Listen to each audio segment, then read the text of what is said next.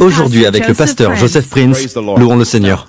Je voudrais que vous sachiez tous que cette Église, si vous êtes un nouveau venu, cette Église est réputée pour le message de la grâce.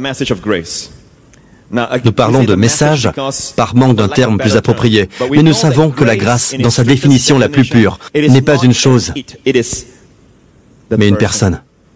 La personne de Jésus-Christ. Amen. Et quand nous regardons vers Jésus-Christ, nous voyons l'amour de Dieu pour nous.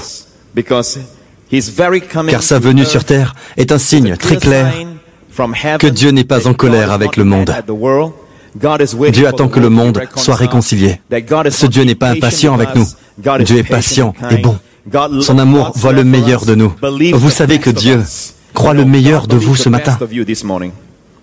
Dieu croit le meilleur de vous cet après-midi. Dieu croit le meilleur de vous ce soir.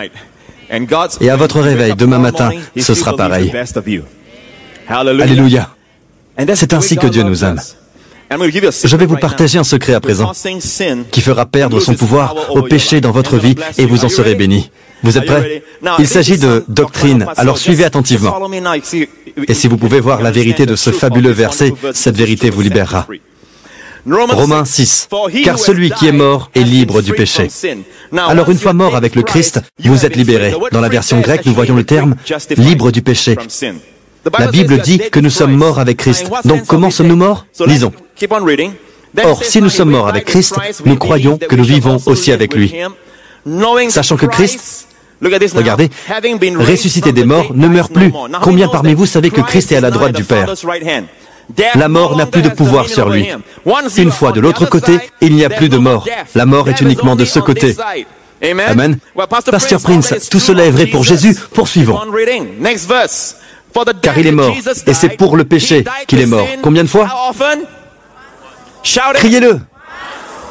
Une fois pour toutes. Il est revenu à la vie, et c'est pour Dieu qu'il vit.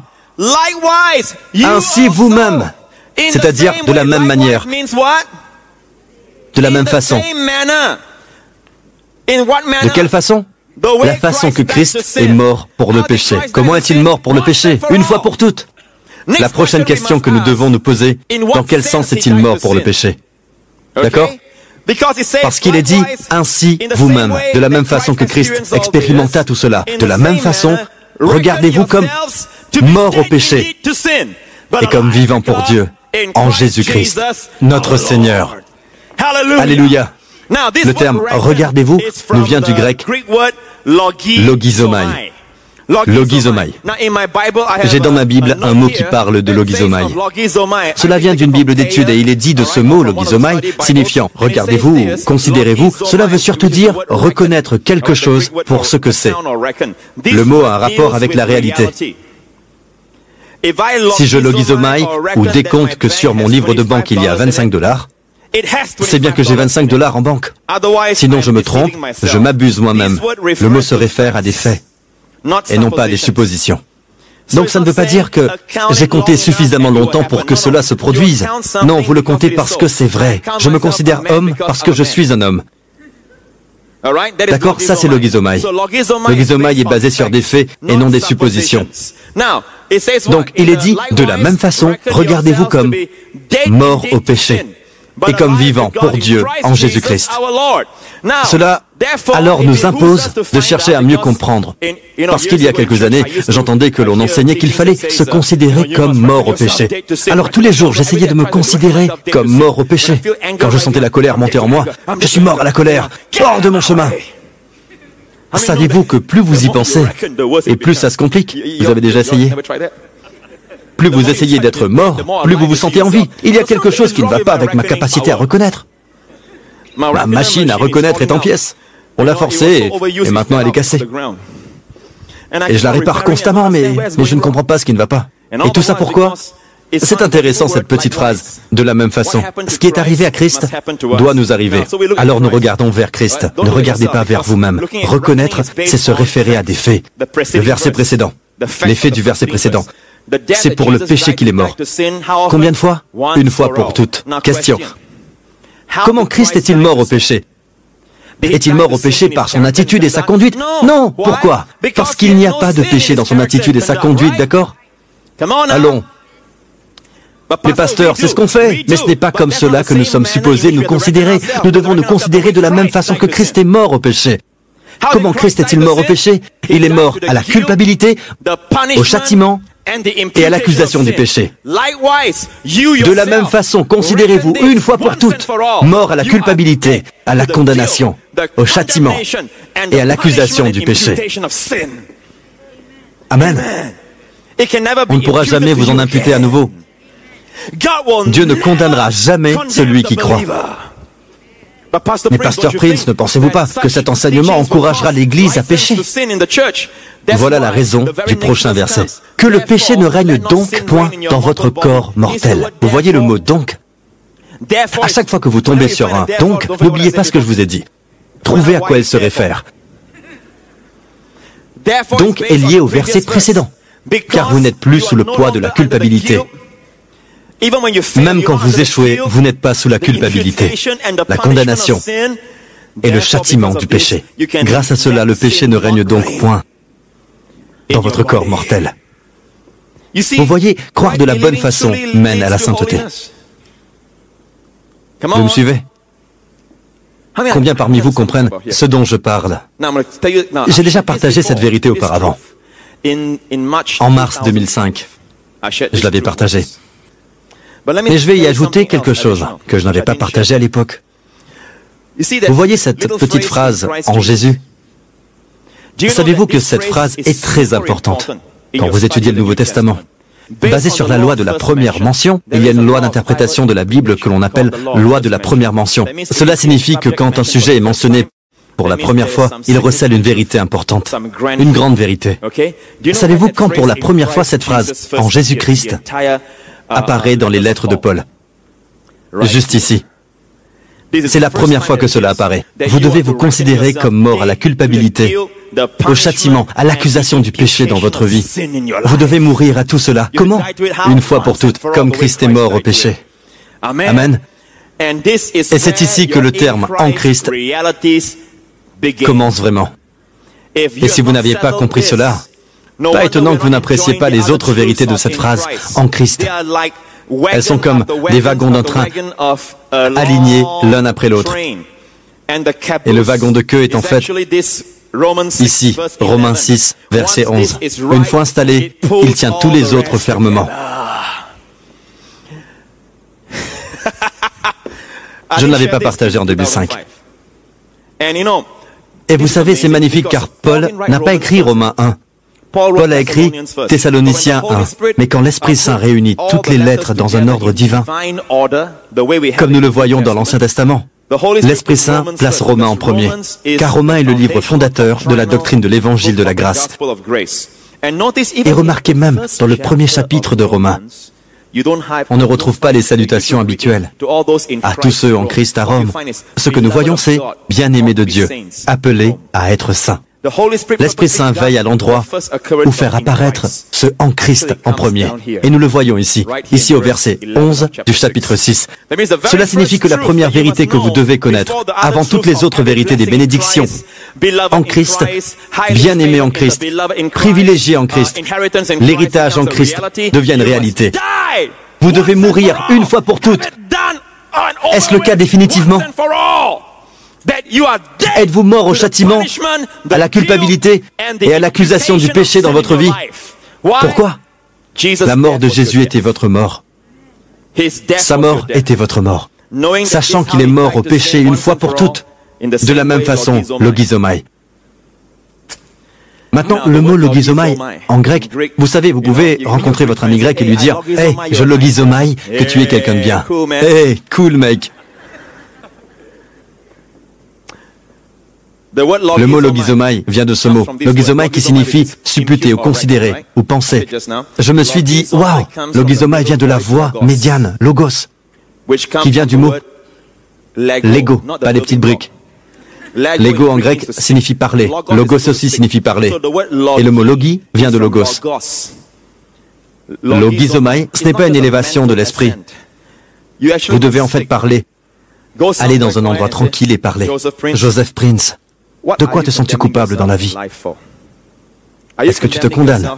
Vous savez, vous devez remonter dans le temps. Asseyez-vous et demandez-vous, Pourquoi est-ce que vous vous condamnez? Est-ce parce que je suis malade? Est-ce que je me condamne parce que je crois que Dieu me punit pour quelque chose que j'ai fait l'année dernière, il y a 2 ans? Certains d'entre vous savez que vos enfants ont grandi et sont partis, et maintenant vous essayez de dépenser beaucoup d'argent pour vos enfants, car vous réalisez que vous ne leur avez pas accordé suffisamment de temps ces dernières années.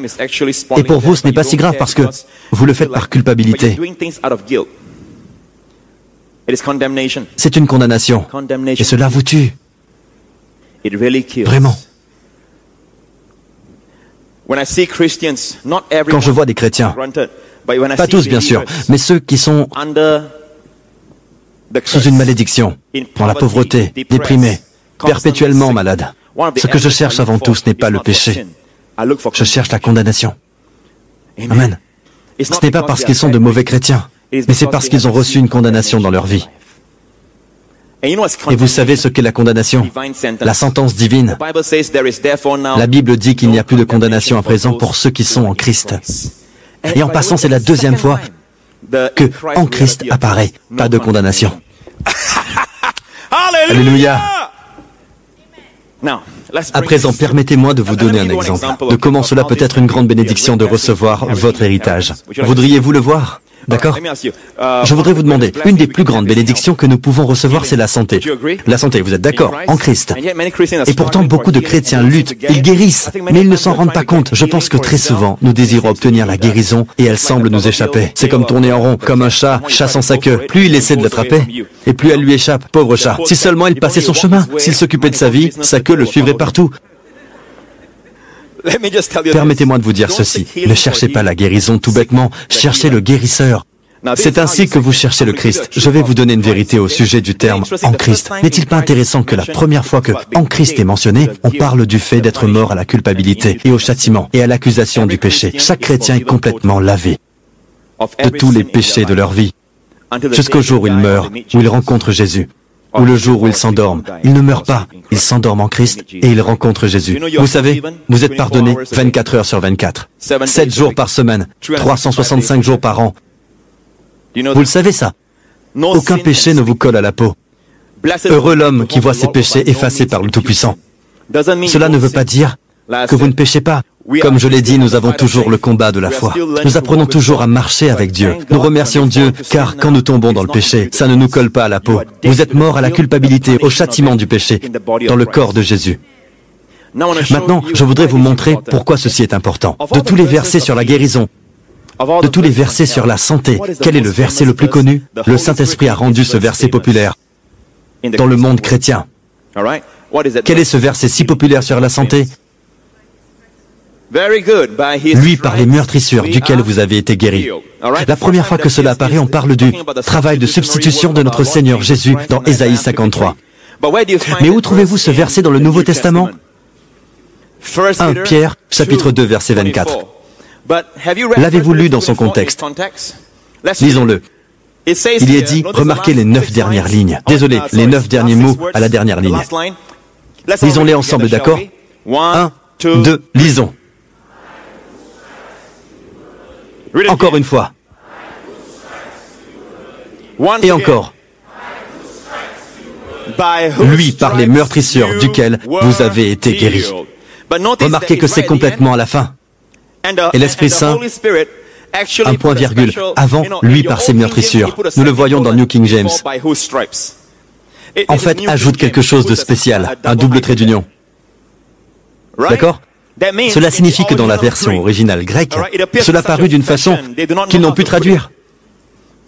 Alors, certaines personnes ont mis un point-virgule, d'autres ont utilisé un trait d'union, car cela signifie qu'il y a une continuité de l'idée précédente. Alors, voyons l'idée précédente. Il est dit à propos de Jésus, Alléluia, lui, qui a porté lui-même nos péchés en son corps sur le bois. Pensez-vous qu'il a tout pris? Vous êtes sûr qu'il n'a pas oublié le moindre péché de nos vies tout entières? Il a porté les péchés de toute notre vie à la croix. À présent, regardez, afin que mort au péché, nous retrouvons encore mort au péché. Est-ce mort au péché en pensée, en parole, en action? Nous savons que non. Parce qu'il n'y a personne de ce côté du ciel qui a été à cette place. Pas même celui qui s'oppose à ce message. Quiconque s'est opposé à ce message n'a été à cette place où ils meurent au péché dans leur attitude et leur conduite, en pensée, en parole et en action. Alors Pierre et Paul ne se contredisent pas. Ce que Pierre dit, parce que Jésus a porté nos péchés en son corps, il est mort au péché. Comment Jésus mourut au péché? Pas par son attitude et sa conduite, mais à la culpabilité, le châtiment et l'accusation du péché dans sa vie à la croix. Il est mort à cela une fois pour toutes. La Bible dit, afin que mort au péché nous vivions pour la justice. Encore une fois, justice ici ne signifie pas agir de la bonne façon. La justice du Nouveau Testament est toujours un don. Nous vivons grâce au don de la justice. La justice est une personne. Christ est notre justice. C'est comme si on disait, lui par les meurtrissures de la justice duquel vous avez été guéris. Parce que le dernier mot est justice, n'est-ce pas? La justice. Pour la justice. Lui, par les meurtrissures duquel vous avez été guéris. Maintenant, vous vivez avec Jésus comme votre justice. Par ses meurtrissures, vous êtes guéris. Plus vous êtes focalisé sur la justice au lieu du péché, plus vous réalisez que Dieu vous a rendu juste à travers le sang de Jésus. Plus vous êtes conscient de la mort. Par ces meurtrissures, vous êtes guéris. C'est la réalité.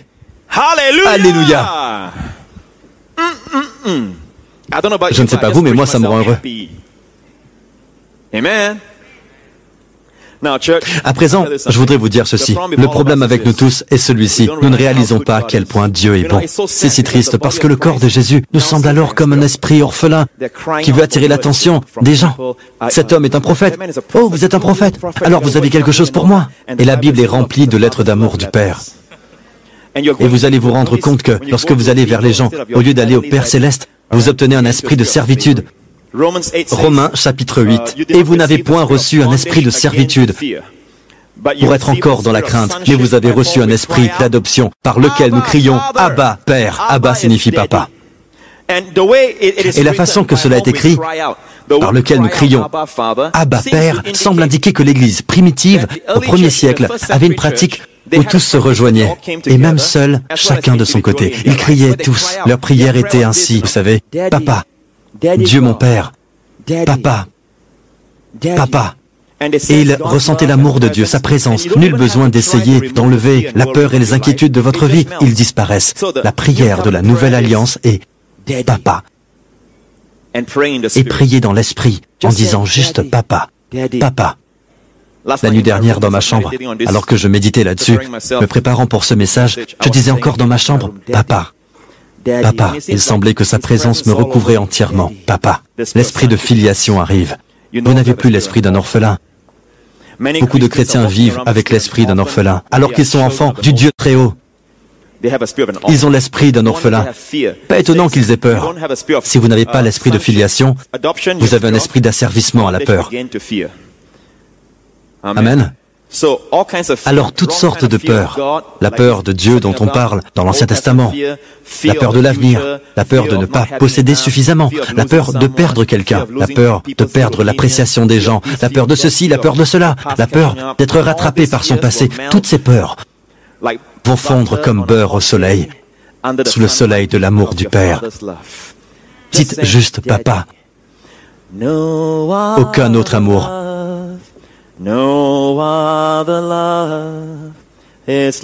N'est comme le tien. La Bible dit dans 1 Jean chapitre 4, la crainte n'est pas dans l'amour. Car l'amour du Père, vous savez que l'amour parfait, c'est l'amour du Père. Le mot parfait ici, en grec, signifie complet. C'est génial. Complet sous tous les aspects. Un amour complet à tous égards. Quand vous avez cet amour, il vous équipe au mieux. Amen. Cet amour complet chasse la crainte. Ce mot chasse est le même utilisé quand Jésus chasse les démons. Il chassera la crainte, alléluia. Car la crainte suppose le châtiment. Voilà une bonne traduction. Car la crainte suppose le châtiment. Alors vous savez quoi? Il n'y a plus de châtiment. Je crois de tout mon cœur que le secret du ministère d'onction de Jésus, ses accomplissements et ses victoires, sont issus des eaux du baptême. L'Esprit Saint vint à lui et il entendit le Père prononcer ces paroles d'affirmation et de consentement. Tu es mon Fils bien-aimé. En toi, j'ai mis toute mon affection. Et Dieu nous dit à tous aujourd'hui, à nous tous, tu es mon fils bien-aimé, mon fils aimé, ma fille aimée. Je t'aime. Tu es mon fils bien-aimé. Tu es ma fille bien-aimée. En toi, j'ai mis toute mon affection. Reçois ces mots dans ton cœur et tu y parviendras. Tu réussiras. Amen. Malheureusement, dans le monde charismatique, nous disons, tu sais ce que tu as à faire avant tout. Tu dois réussir avant tout. D'abord, fais de ton mieux. Essaie d'être obéissant autant que possible. D'abord, prie, jeûne, prie. Avant toute chose. Alors l'onction viendra. Le consentement de Dieu viendra. Nous prenons tout ça à l'envers. Jésus commença avec l'onction du consentement, puis il agit. Alors il connut le succès. Alléluia. Amen.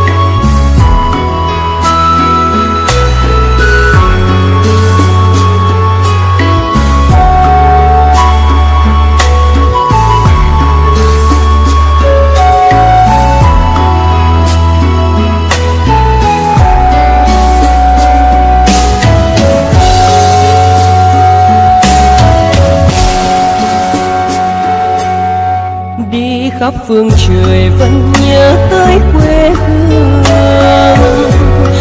Người về đây thăm làng trù quê mẹ và làng sen quê cha, xúc động bồi hồi người rơi giọt lệ, thương mái nhà tranh thương đất mẹ nghèo,